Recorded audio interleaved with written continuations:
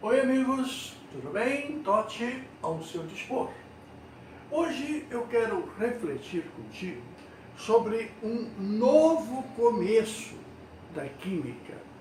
Veja, é a aula 61, é um novo início da química.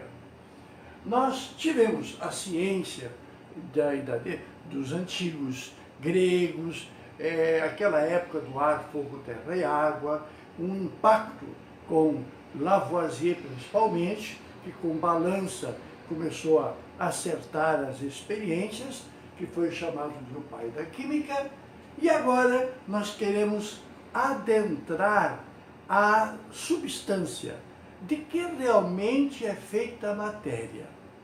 Muito bem, a ciência não está estática, ela está em contínua evolução, ela não nasceu pronta. Os cientistas não vêm do céu, os cientistas são pessoas que estudam, que se dedicam e seus trabalhos, uma vez reconhecidos, são publicados, sujeitos a novas críticas, a novas experiências e a alterações. As teorias, que é o final de uma evolução de observação, experiência, hipótese, tese, chega-se na teoria. As teorias também podem se modificar à medida que se descobrem novos fatos. Se houver um fato novo que contrasta aquela teoria, a teoria tem que se adaptar. Quantas vezes isso aconteceu e está acontecendo?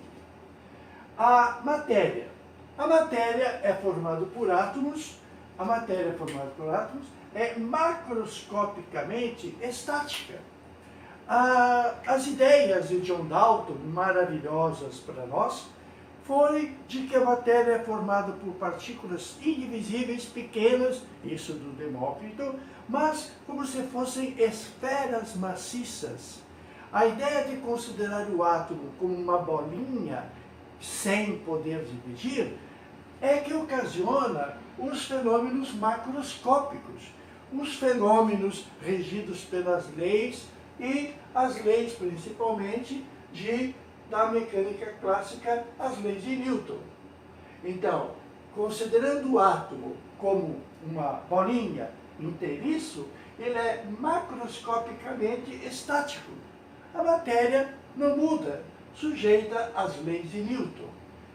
Muito bem, contrastando com a mecânica clássica das leis de Newton, surge uma nova mecânica. A mecânica, quando considera o átomo microscopicamente dinâmico. Microscopicamente dinâmico e sujeito a subdivisões.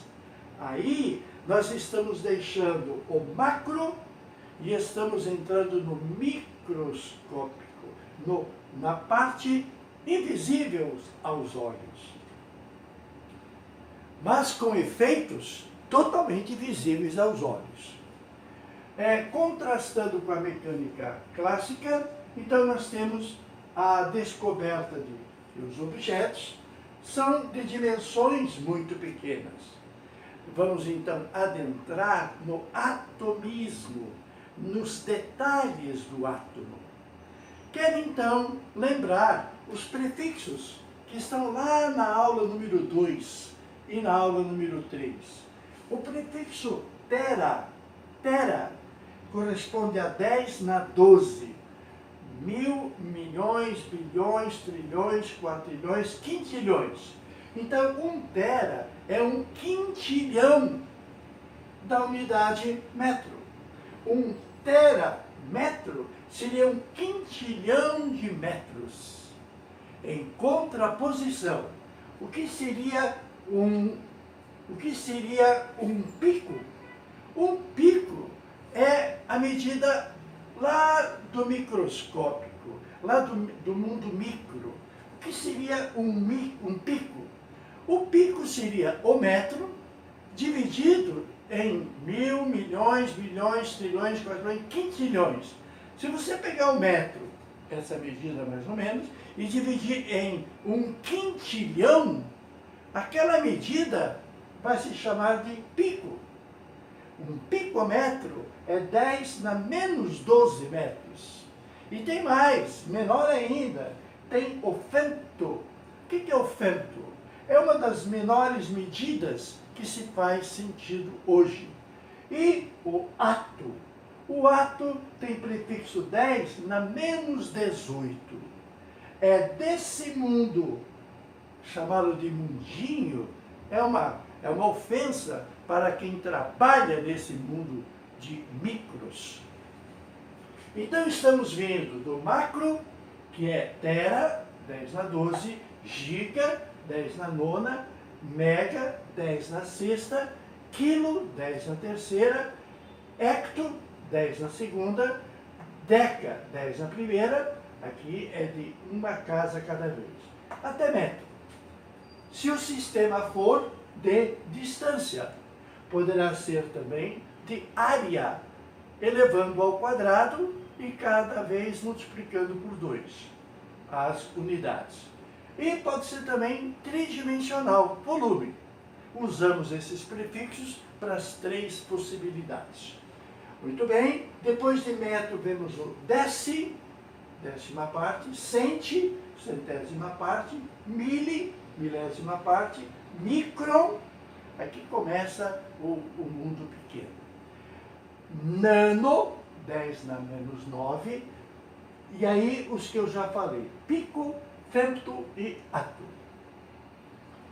Muito bem, semana que vem eu vou te trazer o meu filho, que trabalha na USP e trabalha com o Henry Thomas, o famoso pesquisador brasileiro, lá no laboratório B da USP. Eles convivem neste mundo pequeno. Ele vai saber explicar melhor.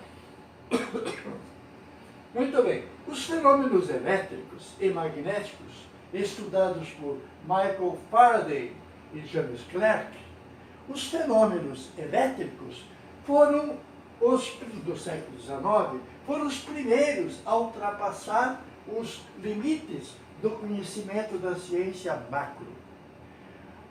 Os conhecimentos da ciência macroscópica, nós que estudamos até agora, foram ultrapassados nos seus estudos, indo para os conhecimentos micros. Então, muito obrigado, Faraday, muito obrigado, Clerk, vocês deram início, pontapé inicial, a esse micromundo. Bem, as propriedades de qualquer objeto atômico só podem ser compreendidas em termos de interação objeto-observador. Esses fenômenos microscópicos, eles só fazem sentido se for provocado pelo homem, porque e aí então se descobrem coisas que são realmente maravilhosas e que justificam muita coisa. Aliás, no fundo, o que é química? Química é a ciência que se preocupa em desvendar os segredos da natureza, de que é constituída a substância. Tote ao seu dispor.